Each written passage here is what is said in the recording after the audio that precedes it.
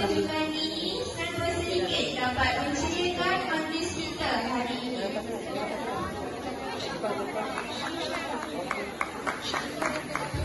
Rakan-rakan di atas boleh berdiri.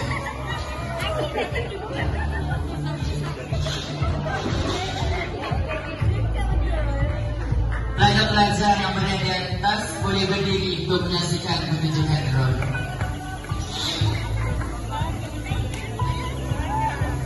Untuk pengetahuan semua, pertunjukan drone ini telah disediakan oleh Cik Syurga bin Abdul Rahman dan Cik Sunatul Madiyah bersama-sama pelajar PPKI.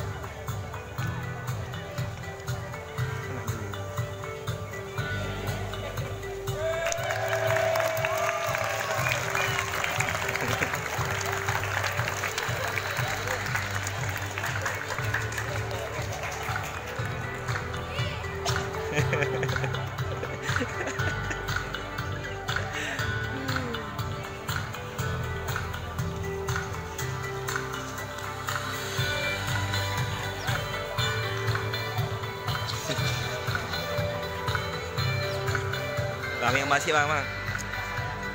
Sok sikit. Alah, Cikgu Syaril. Sikit. Ini jarak tadi tu. Jarak tak ada. Ha, jarak jaga Orang yang datang tu yang salah, bukan orang yang di.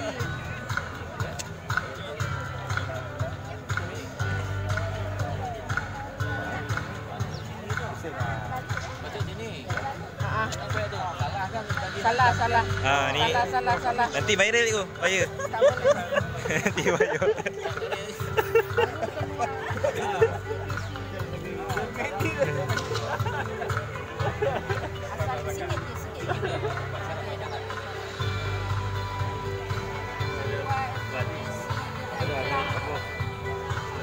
Bendera terbalik pula.